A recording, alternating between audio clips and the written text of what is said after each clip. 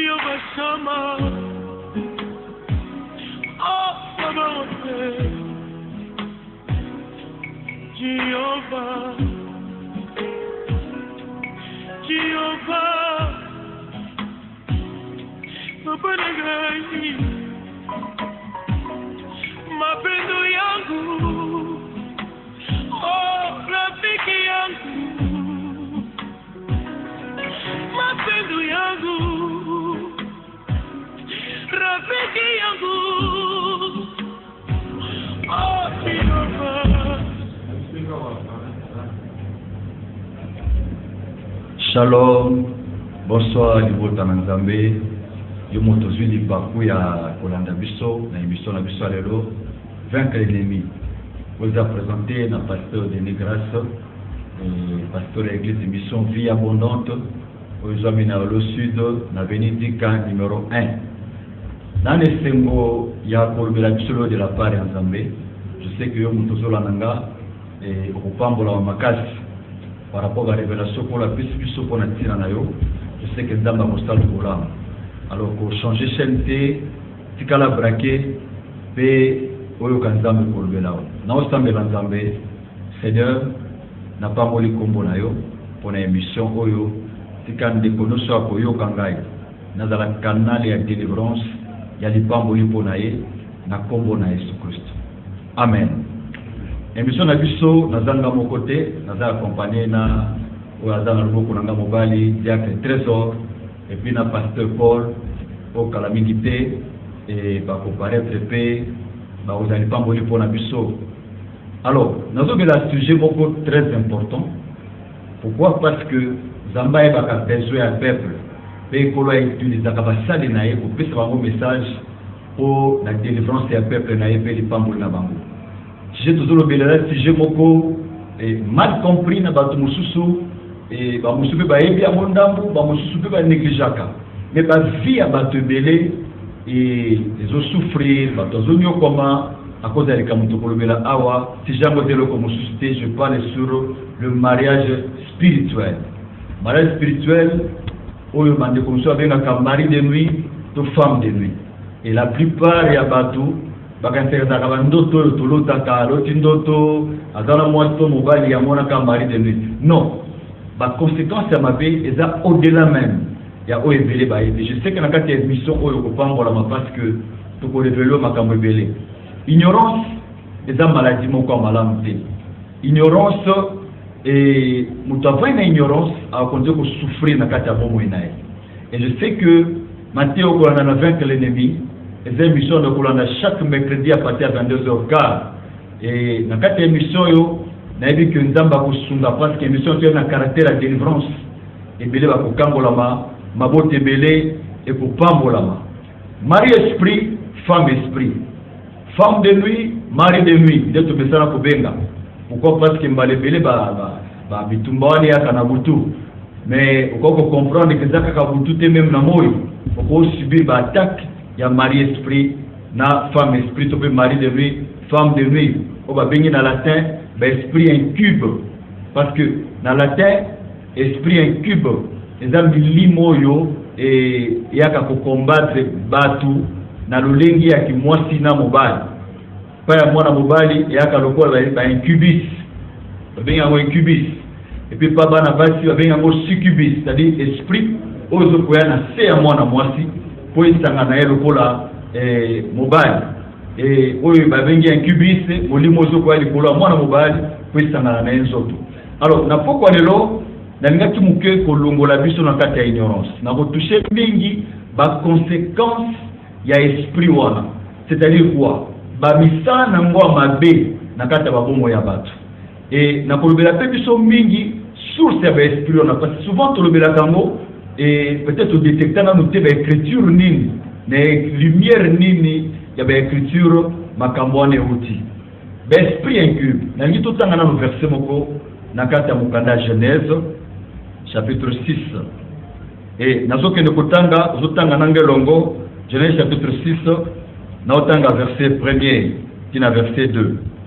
Lorsque les hommes ils commençaient à se multiplier sur la surface de la terre et que les filles leur firent nées les fils de Dieu virent que le fils des hommes était belle. Ils en prirent pour femme parmi toutes celles qu'ils choisirent. Verset 4. Les géants étaient sous la terre en ce temps-là. Et il en fit de même après que les fils de Dieu, les fils de Dieu firent venir faire les filles des hommes et qu'elles eurent donné des enfants. Ce sont les euros qui furent famés dans l'Antiquité. Verset Oyo est clair. Et en attendant Noé, tant que nous comme belé na kati ya mokili kotondisa mokili masumu yaki makasi. Bible bina biso bana na nzambe baluli bana na bato. Bakiti na mokili po ya kosala kobo na bana bato. Or, moi j'ai nzambe kosala kobo te. Bana nzambe ozolobela awa soko tengi na mukanda Job. Otangi na kati Ancien Testament, okomona que quand on parle des fils de Dieu dans l'Ancien Testament, on fait allusion à l'ange. Et pourtant, ange nzambe a commencé les coboter. Et les anges ont commencé les cobos, et ça va ange déchu. Ba mange ba sumuka, soit ba démon. Nde ba luli bana batu. Ba kiti ba ekosa les kobo na bana batu. Et Bible bina biso ba bota kina bango bana, ba boti ba géant na tambwana. Nene ki sa mutu moko azola nanga, monde spirituel est réel.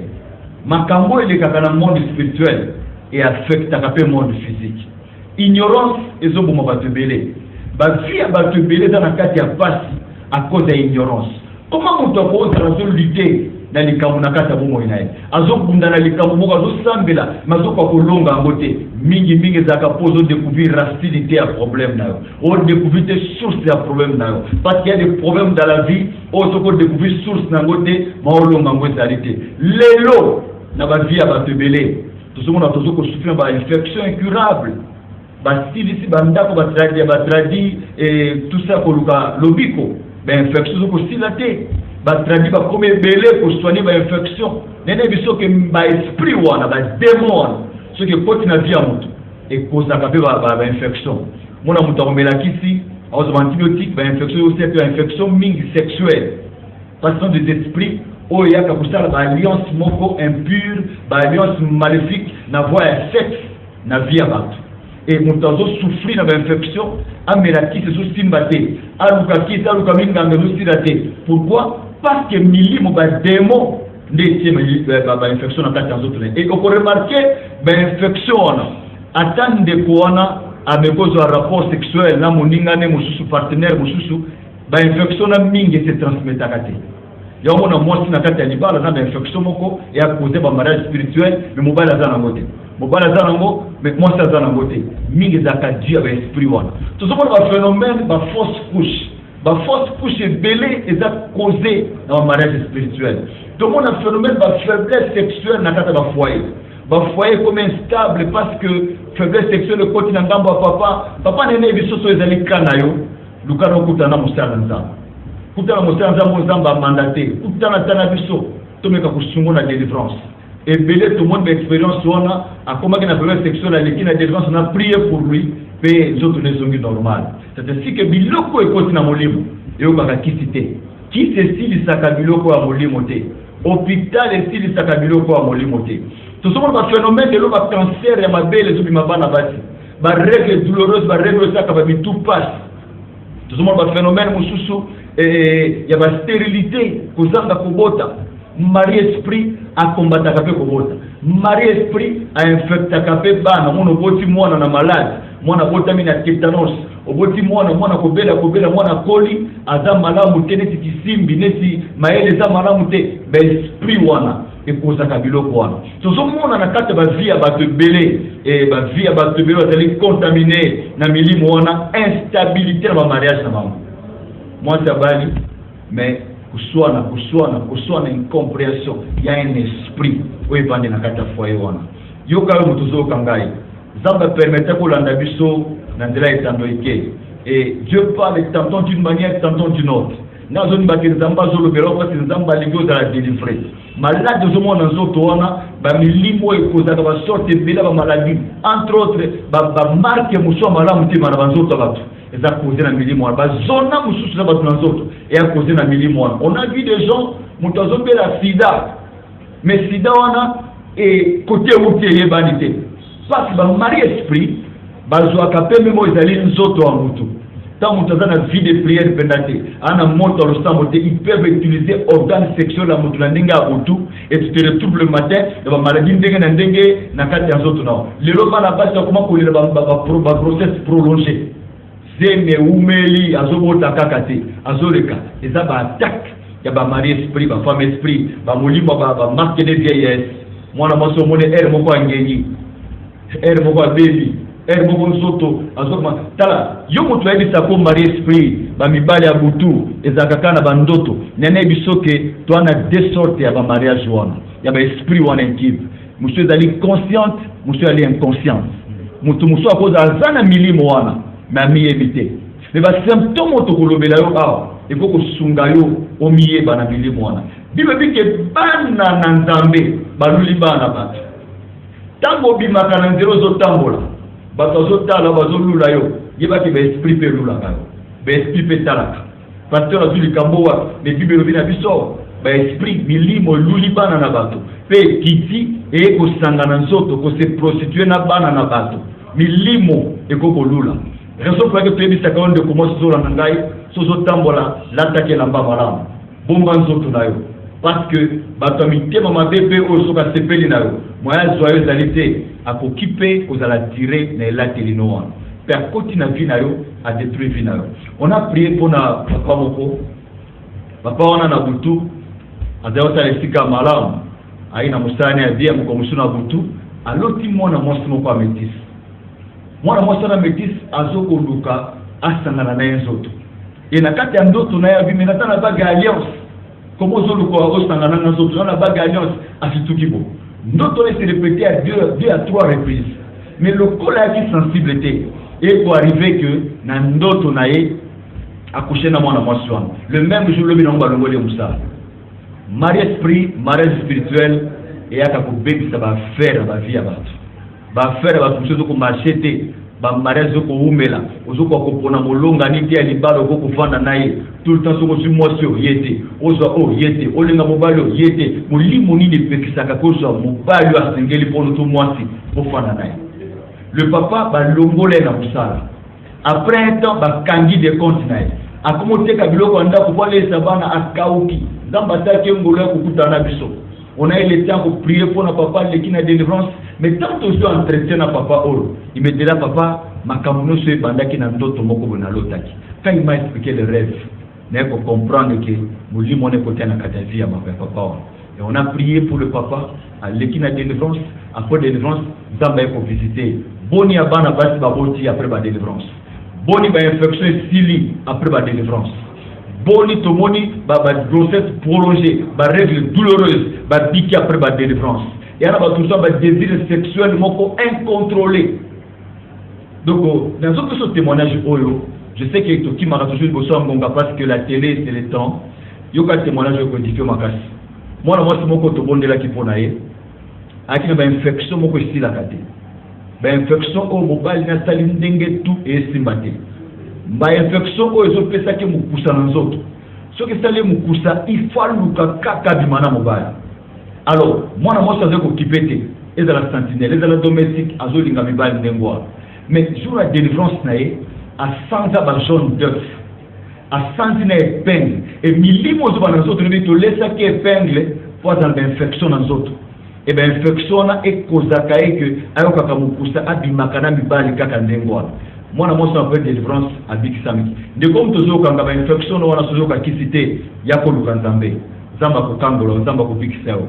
Bible vient à Bisson à Mukanda Jude, et Jude, ce que tu as dit Mukanda Jude, et dans le chapitre 1, parce que Jude est dans le chapitre 1, verset 6 à 7, Bible dit que Zamba réservé jugement. Dans ce temps, la version, on a Mukanda Jude, Jude chapitre 1, verset 6. Qu'il a réservé pour le jugement du grand jour, enchaînés éternellement par les ténèbres, les anges qui n'ont pas gardé leur dignité, mais qui ont abandonné leur propre demeure, que Sodome et Gomorrhe, et les villes voisines, et les villes voisines, qui se livrèrent comme eux à la débauche, à des vices contre nature, sont donnés à l'exemple et subissant la peine d'un fait éternel. Bah moi, je vais battre la dignité dans la montée. Bah kiti bah au sala ma bende ngoyota manakata Sodome na Gomorrhe. Et bah au sumu kana bana tu zamba bongisa ki moto jugement pour ba mwanje wana. C'est-à-dire que la Bible est claire. Et la exhibition origine à l'esprit wana. Et puis la exhibition jugement eux ko kitali kona bango. Ndeko kana bisao. Milimo mabe et le bakabote ce que la tizo tambutute. Milimo mabe et mona na kabote ce que la tizo tambutute. Et bah esprit intime ce que kotina kata mutu. Mingi bato azalaka exposé bato o bazala ba vie moko ya mobulu ba vie moko sexuel partenaire koto likambo moko to mobile koto mobile mingi ba exposé na milimo parce que muto zo bimane be tadam na été copé ono zalaka nae be tadam na été ndeka zaka no zaka na copine musu quelque part ndeka zaka nayo zaka na copé musu quelque part milimo zo le kawana ezo na vie na ko éviter ba démon sexuel et bonisaka mutu le même jour.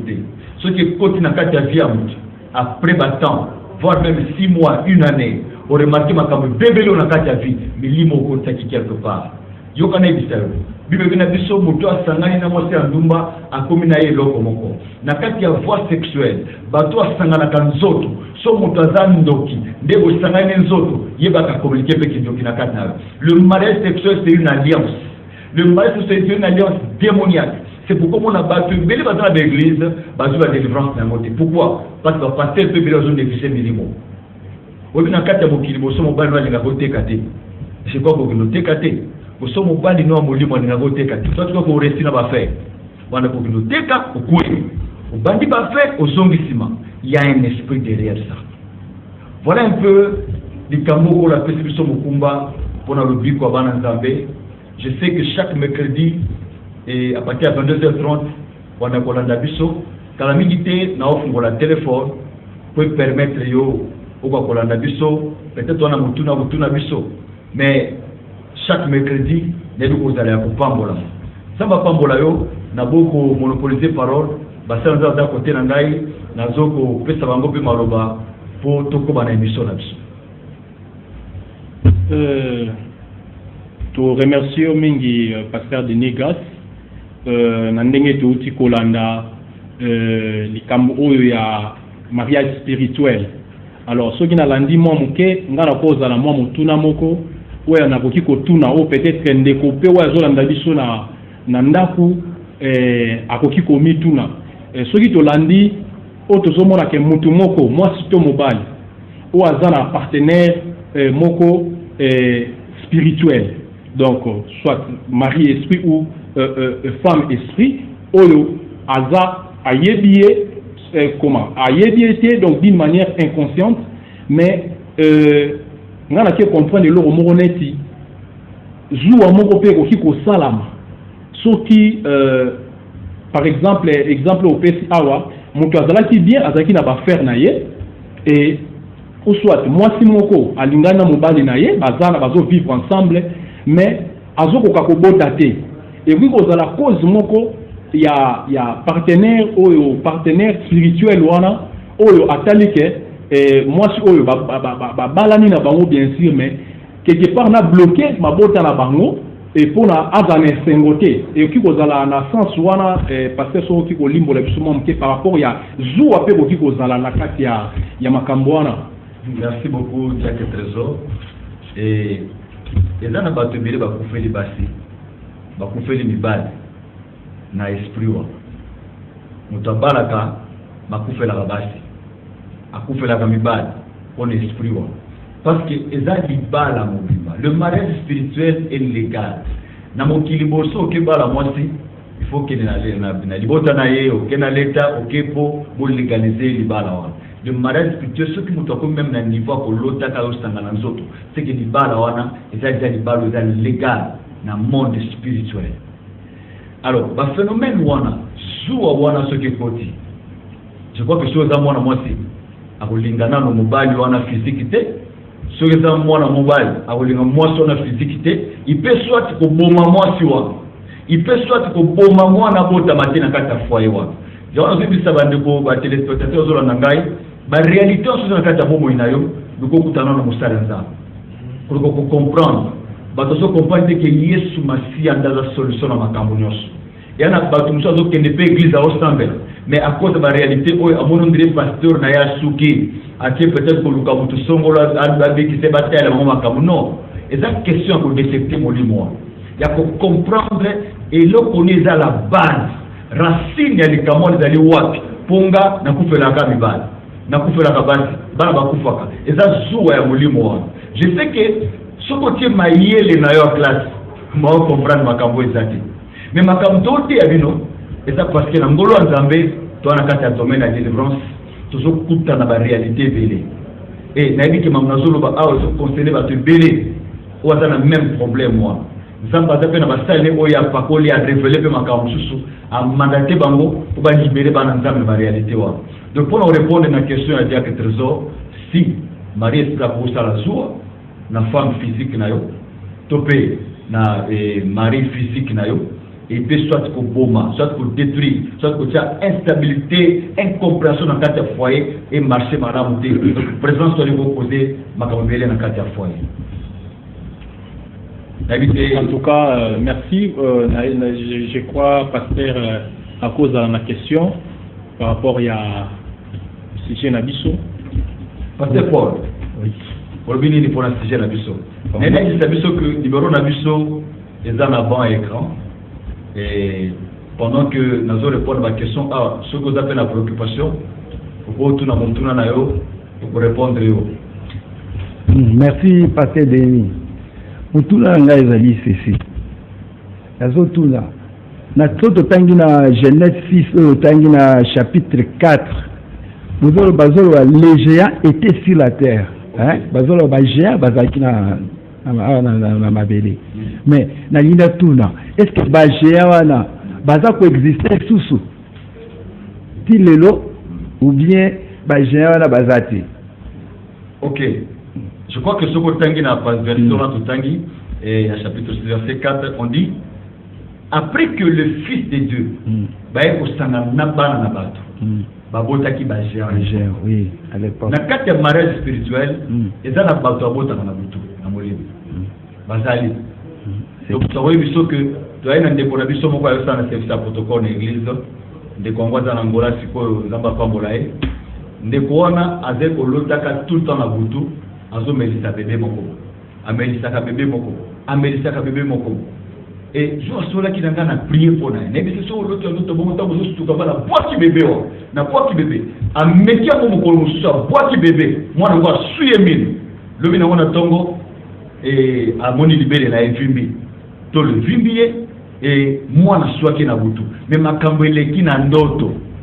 Mais les tolo na vimbi pour bébé mon quoi suyer. C'est que ma kambozo le kanamolimo ils ont affecté. Il y a des gens bazo bota na butu. Alors takabota kana mutumira bwaza na mwana te ndio mwana na mwana mosi erbo ndira zake na zemi madana zemi te mwana erbo ndira fane erbo ndira zongi normal erbo tout ça il y a des gens qui naissent mais dire que ba géant wana bible et so révélé biso parce que ça semence donc muto alati molimo wana kati na eza ko la semence ekoti yana batu musu lelo na kata mokilo baza batu te parce qu'on a vu des gens. Et on a raconté, moi j'ai un frère mon colobi qui a dit magicien, bah là ça va former mon quoi que bimana basi, au basi à bota kabana mon kobo, bana basa kabi tout ma casse na ma bota na bango, basi ça va foyer na bango. Il y a des gens et bah esprit, tout le monde va t'amour à l'endroit où on a mon tout ma esprit. Donc bah géant bah existe que jusqu'aujourd'hui il y a des gens baza batuté, bah bota mina ninga malamuté. On a prié pour na moi na moi si moi zaki dans quelque part. Moi na moi sona a comme na poma robota. Ake koluka kobota pangana nganga salendi epe ba makamba ko sala ndeko na komina zemi tango aboti mwana mwasi après batant mwana na koli aye kolingana mobale mususu bazo vivre naye mais ba komi ko bika o eza impuissance sexuelle mobale a komi na faiblesse sexuelle na kata foyer et les choses ne marchaient plus ba télévision ko beba biloko ko beba na ndako makambo simba te na kata ndako tango ba yeto sambela molimo na nzamba sali que nguya nzambe simbi mwana wana parce que yaki en famille et moi na nata molimo simbi ndazo ko loba sikolo abingana talaka mutu te mama na biso senganga panganga et maman na biso senganga panganga oui tozo ya appel moko ezana en ligne Oui, ndeko, tu yambio. Allô? Oh là là, ok. Maman a fait 5 ans d'apprendre. Le petit n'a pas de na bon moto, n'a pas 17 ans. Mais dans mon limo, n'a pas 34 ans. Et ngai ne na rendre papa faible ndengwa. Bilo tu anda ko beba ka pona kutunga na soka papa, akoma kayanga zonga normal. Osoko na bilo kwa ndengwa. Et zuwa mwana wana vers mama nae, azo kotisa mobulu na kati ya foyer mama nae. De manière à ce que yako makamwasi ya papa nae et mama souffraka na kati ya foyer nae. De ko zobi solo komoko. Mulimo yo ezo bebisa ba vie de prière ba tobeleme. Imaginez mutu aoti mabonde na aoti retraite na ya sali 21 journées à prière. Tama zongi na ndako aloti aosanga na nzoto. Vous vous rendez compte un peu. Au monde de essuyer mutu, c'est ainsi que ba vie de prière ba tobelé comme faible à cause de milimo oyo. On a vu même na zo m'appelle oyo. Oui allô. Allô. Allô? Allô? Allô? Oui, allô? Allô? Vous êtes en direct? Vous êtes au Caillou? Allô? Oui, allô? Vous êtes en direct? Allô? Allô? Allô? Poussez la musique à écran. Nazolando en direct. Vous en ligne. Allô? Allô?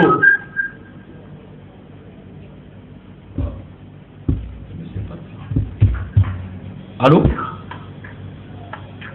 Allô? Vous en ligne. Allô? Oui, allô? Donc, je vois la technique fait défaut. Ok. J'étais en train de dire ignorance Allô? Allô? Allô?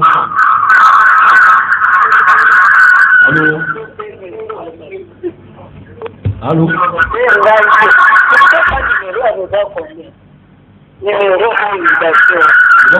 Maman. Allô? Voilà. Ok. J'étais en train de dire, mon temps comme suivi de vos soins. Parce que l'objectif, il y a diable, et ça a fait vivre des prières.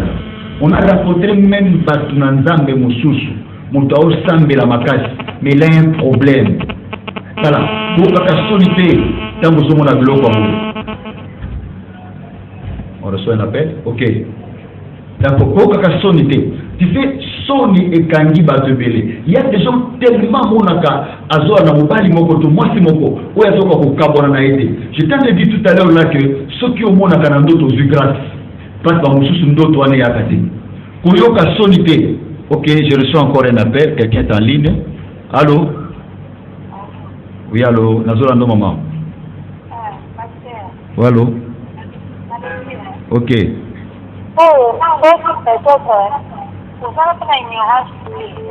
Ok.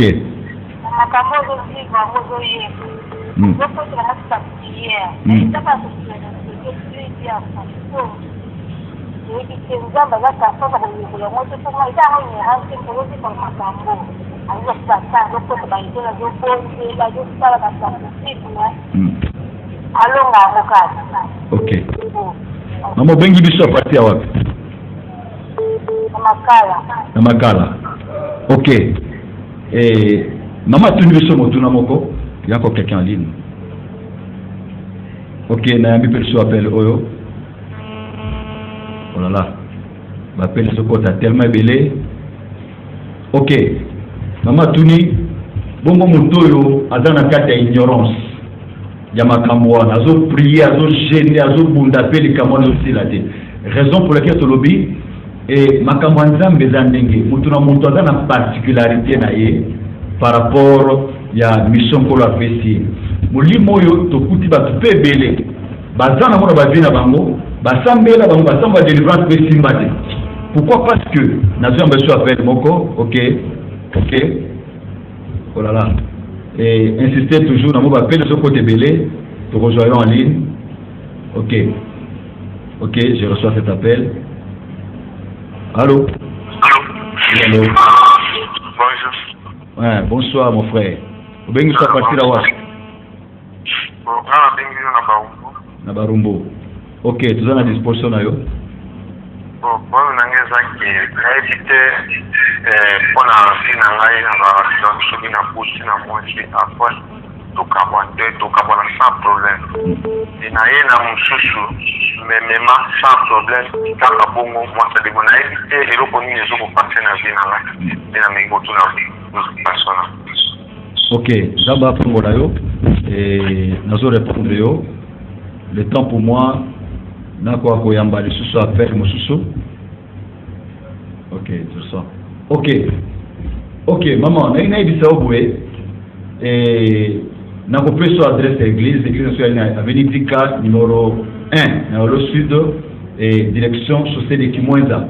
Ou soit au contacter biso na 081 4999.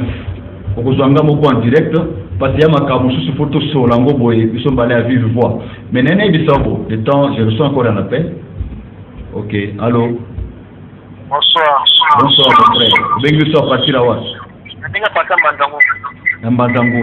Ok, tu as à disposition na yo. Na tepeka na matene za kitoko. Amen, merci beaucoup. Oui, c'est l'église de Dieu, c'est pour l'unité, pour ça,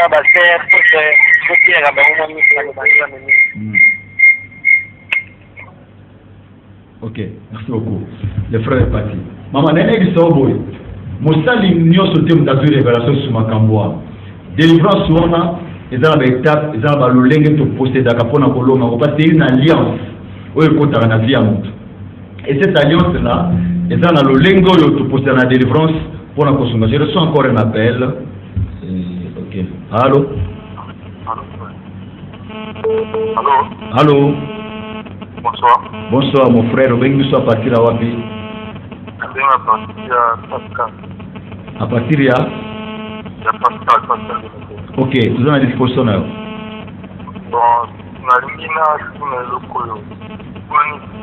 pourquoi maman m'en s'il vous plaît?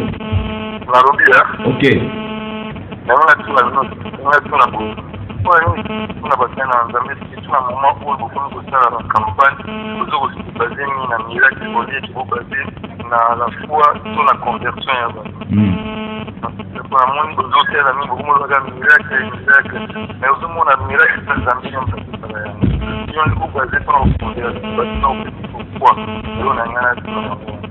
Ok, merci beaucoup. Zamba Pambolo, mon frère. Et je crois que Bibi Binabiso, le Fils de l'homme, a apparu pour détruire les œuvres du diable. Donc, ceux qui sont pour le baboué, les apôtres dans le vie pour Kakayabana et particularité pour la paix sur la délivrance. Voilà pourquoi toujours le bateau. La qualité de un miracle. Tout autant de combat et sauter sans qu'il y ait parce que délivrance toujours le bateau. Je crois qu'on répond maman, on a dit que dans le processus Mobimba, il y a délivrance. Et là, quand il y a des d'Araka, et ça, c'est alors qu'il y a pour les gars de François. Donc, tant qu'on a une émission, on a un moqué, photo comme un cameroun, on a englobé tout le bas. Ce sont des canaux messages pour la paix tout le bas. C'est ainsi qu'on dit, et toujours que c'est basé dans le miracle, toujours un message pour la paix Sakibiso. Mais message toujours théâtre, même l'église Nabiso, et ça, qu'on dit Sabatu Yesu. Et l'église, toujours encadré dans Zambé, va fendre dans la carte de l'Iloba, va masser un fait. Tant que maladie, mon président, dans la carte de la vie à battre. Zamba télé, ça sera toujours mon sale. Le bas du Kamboboé, pour les moyens avant d'entendre ça, et Bixama. Je t'en ai dit, la maman est dans le processus de mon délivrance. C'est ainsi que, tant que mon marché qui m'a été au numéro Nabiso 082 4999, au Koko Benga Biso, au Koko Sumba dans la carte de délivrance. Et frère Benga Kingawa, n'a un biso appel Moko. Ok. Allô? Allô? Allô papa, c'est le moment de mater, hein, la vanne à Saouka.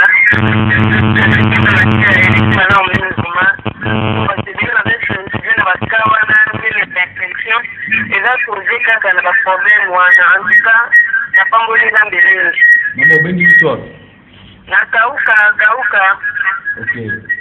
Merci beaucoup maman. na batie yango makasi parce que ebele bato balofelikize na baka wana soto ya bainfection ya baproblème ebele nyonso eza cause kaka na bamaladi wana po koteletourne na bamaladi mosusu oyebi source nango te ye moko ozomituna na ye orke eza cause kaka na bandongo olobi na baesprit wana yango mpenza naza deni makasi na masiya na wana pokwa lelo nzambe aza malamu na koyoka. Merci beaucoup. Nzamba apambolo mingi. Ok, merci pour l'encouragement. Et un bisou appel Moussoussou. Ok, allô? Oh, le monsieur est parti. Ok, Nzamba apambolo ma soeur, Bengiso Nakauka. Et Nzamba Tinda Kabasali n'est pas batté. Parce que Ban Nzami Bazoko Bunga, mais kota pour la solution de la maladie na bango. Et pourtant, et l'oko yebi racine na ngote.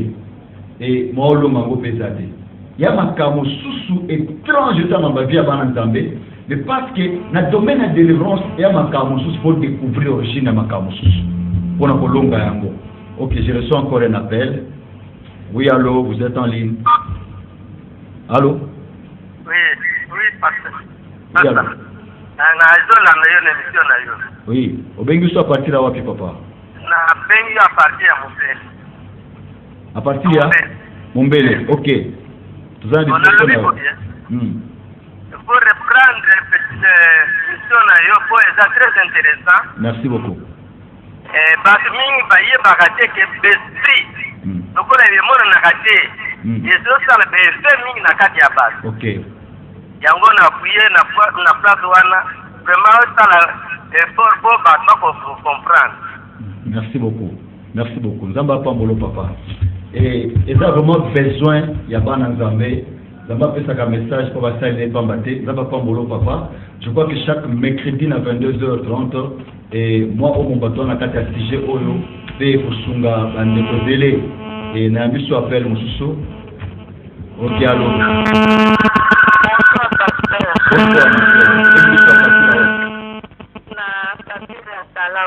À partir de Kalama. Ok. Préoccupation ezali boye pasteur. Ok. S'il arrivait que moto normal physique aboti na un esprit ou bien un démon mwana azo coexister. Est-ce qu'après délivrance so ya mwana wana akoyamba Yesu akozala délivré ou bien mwana na kokufa? Ok. Question nazo. D'accord. Et ba mariage spirituel mingi na kata ba foyer. Et allô maman. Oui allô. Allô. Ok. Ba mariage spirituel mingi tu peux marier esprit, tu vas femme esprit na kata ba foyer. Première chose, ce que boni mutu bazana milimo ba combattre na kata couple, ba boti moi mingi bana bazama ele mingi te. Bona mwana uko tu ba problème na kata libota. Et bana bongo il faut bassembler la bango. Mwana kozwa délivrance. Peu à peu que c'est mon encadrement fait, il y a le somme. N'importe appel moko, ok. Allô? Allô? Oui, allô? Merci papa. La tête maman na matia na merci. Merci maman. Bengi biso partir là. Na Gombe. Na Gombe, ok. Merci beaucoup. Merci beaucoup. Ok. Onde la vie pour la biso ba page di na tusta. Merci na matia na one coach biso. Onde la kama kazi pesa passer. Merci beaucoup. Merci. Zamba pambola. Ok. Et m'appelle les autres côtés belé. Nous rappelé biso numéro na biso 082 4999. Et vous avez l'église Mission Vie Abondante, autre située dans l'avenue Dika numéro 1, dans le sud, dans la direction et chaussée de Kimwenza vers Ezo. Je sais que les autres sont tellement belé, mais le numéro de la mission juste après mission Ezo le cas. Au cours de la après mission, tu peux répondre à la préoccupation. On a appel Moko, appel à Souka. Allô? Allô? Le bon moment, casse maman. Allô, bonsoir. Bonsoir maman. Bengi biso à partir à Wapi? Nanjin. Yanjili. Ok, pasteur à la disposition là. Pasteur, on a bien pour de la maman. Ok. Merci beaucoup. Et c'est là juste le temps de clôturer l'émission. Na ko bonde la bonatia na yo. Zamba pambolo ma sœur. Ok. Makambo ko lobede belé et temps ezamuke la télé c'est le temps. Toi na posta yo pour sunga émission oyo pour que toko akosi sa matière ko la biso pour na lipambo na mbi appel ya suka pour na kanga téléphone. Allô? Allô, bonsoir papa. Bonsoir mon frère. Ben que soit parti là wa. Parti en Chine. Ok. Dans la discussion là. Bon, ma carte, papa. Ok, maman. Quand tu vas clôturer, vous allez sensible à la prière, tout ça là, je sais que nous allons visiter. Amen. Amen. Ok. Allô?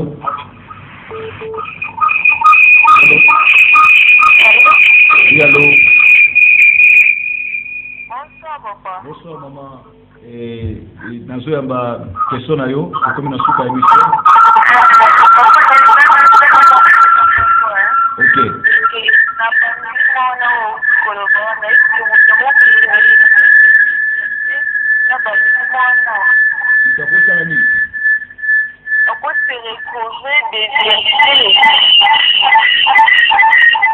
Nazo te dire malamu te ma soeur. Comment nous à télé, nazo combien c'est? Oh là là, elle est partie. Ok. Zambazo Lokumu, et je disais, l'Andabiso, lundi, na rediffusion à 6h, na Numérica TV toujours, et le mercredi, tous les jours, na Longo à 22h15. Moi, Mobimba, toi, na kata matière, mais ce que l'on a Nabiso, joie numéro Nabiso 082 4999, et Avenue Dika numéro 1, na Yolo Sud. Zamba Pambo Nabiso, son a répondu que la préoccupation était juste après l'émission. Benga biso tu répondre à la préoccupation na yo et to comme pratiquement na suka émission na biso na gina bonde la nzambe na on dit marqué sur na foi yo mutozola na ngai nzamba ko visiter yo et tant que spozo la ngai na on croit na onction nzambe za na limite te ndimo zo la ngai nzamba ko simba yo pe ozo yo kanga a za na mutusu milimo ne vanda ezo mona na te mais peut-être dozo yo kanga na priero mais ça ko tomboka na kato petiki nzoto na yo ça la foi parce que qu'on demande permettre à kabiso tobi kama kambo za molimo nazo bonde la bona so za malade simbaka etiko ko kapati so la ndeke mission za ka concentrer na prière na bonde mama benga kinga warbi ana posa na bonde la nzamba fungola makambo nae zana kondima je sais que nzamba ko visiter yo nazo bonde la nzambe Seigneur na kombo na Yesu Masia toi tu es le Dieu des choses inhabituelles le Dieu qui n'a pas de limite. Que ta puissance touche mon frère, touche ma soeur. Ndekonyoso alanda kingai kolo, tika nguya oyo, et kwisa manabu moinai. Na kombo na Yesu Masia. Ndeko di kolo kangamela kietika lole fungwa melayo. Que l'onction du ciel ouvert descende sur toi. Que tu vives la gloire. Que les choses changent dans ta vie. Yo mutola ka pongi ya kimiate. Nzambe na Israël a visité yo. Bandoto ya mabe et s'arrêter. Na kombo na Yesu Masia. Yamba lipamboli na Nzambe na kombo na Yesu Christo. Amen. C'était le pasteur Denis Grasse Sakameso de l'église Mission Vie Abondante sur Dika numéro 1 na Yolo Sud sur chaussée de Kimwenza. Et Zamba Pambola Bisso, Zamba Pambola l'église Mission Vie Abondante Mobimba, Bola Pambola Diacre Trésor, Pasteur Paul, on va accompagner dans l'émission. Zamba Pambola Frère Faustin Mata de Sikazali, Zamba Pambola Libota Mobimba. Tout le monde a dit beaucoup lundi, à 6h. Que Dieu vous bénisse. Amen. Jehovah Sama, oh Sama, Jehovah, Jehovah, Papa Nagai, mapendo yangu, oh rafiki yangu, mapendo yangu, rafiki yangu.